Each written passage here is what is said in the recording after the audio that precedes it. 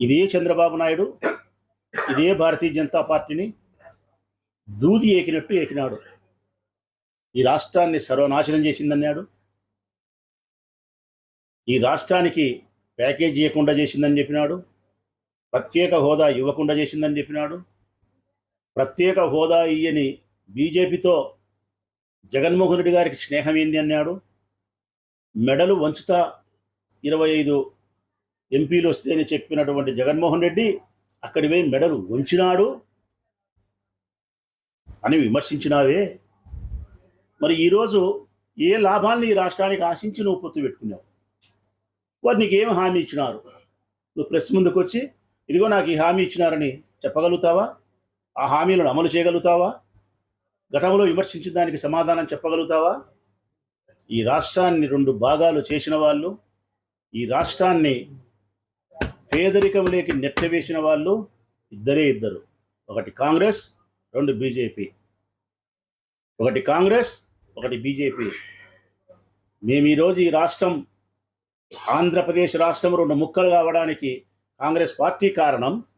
ఈ రాష్ట్రం పేదరికంలో వెనక్కిపోవడానికి కారణం భారతీయ జనతా పార్టీ. అట్టి పార్టీలతో నువ్వు అంటగాగుతావా? నీ రాజకీయ ప్రయోజనాల కోసం, కేవలం స్వార్థపూరితమైన రాజకీయ ప్రయోజనాల కోసం, ఒకటి అధికారంలోకి రావాలి, ముఖ్యమంత్రిగా పెత్తనం చెలాయించి జగన్మోహన్ రెడ్డి గారి పైన ప్రతీకార వాంఛ. రెండవది నీ పార్టీని, నీ రాజకీయాన్ని, ఉనికిని కాపాడుకొని నీ కొడుకును కాపాడుకునే దానికోసం. ఓడిపోతే తన కొడుకు రాజకీయ ఉనికి ఉండదు కాబట్టి ఏ కాలు నాకైనా సరే గెలిచి తన కొడుకును రాజకీయంగా నిలబెట్టుకోవాలి, స్వార్థం. మూడవది నీవు చేసిన అవినీతి కార్యక్రమాల నుంచి కేసుల్లో తప్పించుకునే దానికోసం బీజేపీతో అంటగాగేదానికి, పొత్తు పెట్టుకునేదానికి ఈ ప్రయత్నాలు.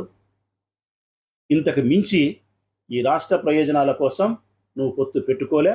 ఈ రాష్ట్ర ప్రయోజనాల కోసం పొత్తు పెట్టుకుంటే ఏమి హామీ ఇచ్చినారో వివరణ ఇవ్వాలా. గతంలో విమర్శించిన వారితోనే ఈరోజు ఎట్లా అంటగాగుతావో వివరణ ఇవ్వాలా. ఈ రాష్ట్రాన్ని నాశనం చేసిందని చెప్పినావు. నరేంద్ర మోడీ పనికిమాలినటోడని చెప్పినావు. కుటుంబం యొక్క వ్యవస్థ, కుటుంబంలో ఉండే గొప్పతనము నరేంద్ర మోడీకి తెలియదని విమర్శించినావు. తల్లి, తండ్రి, బిడ్డ, కొడుకు, భార్య అనే సంబంధ బాంధవ్యాలు ఆయనకు తెలియవని చెప్పి విమర్శించినావు. ఈ రాష్ట్రంలోకి రాకూడదన్నావు. సిబిఐ విచారణ ఈ రాష్ట్రంలో చేయకూడదన్నావు. నరేంద్ర మోడీ వస్తే జైల్లో పెడతానన్నావు. అమిత్ షా వస్తే నల్ల బ్యాడ్జీలతో ప్రదర్శన చేసినావు. అమిత్ షా వస్తే రాళ్లతో కొట్టించినావు. ఇన్ని చేసి ఈరోజు బీజేపీ, పవన్ కళ్యాణ్ మేము కలిస్తే ప్రభంజనం సృష్టిస్తామని చెప్తే ఎంత అన్యాయమైన మాట, ఎంత స్వార్థమైన మాట. ప్రజలు ఏమన్నా నువ్వు గొర్రెలు అనుకుంటున్నావా? కాదు, చాలా వివేకవంతులు ఈ ఆంధ్రప్రదేశ్ రాష్ట్ర ప్రజలు. తెలుగు భాష మాట్లాడే ప్రతి తెలుగువాడు చాలా యోగ్యత కలిగిన వాడు, వివేకవంతుడు, విచక్షణ జ్ఞానం కలిగిన వాడు. నీ దొంగ ఆటలన్నీ, నీ తొండి ఆటలన్నీ, నీ మోసపూరితమైన ఆటలన్నీ కూడా ప్రజలు ఎప్పుడో గమనించినారు.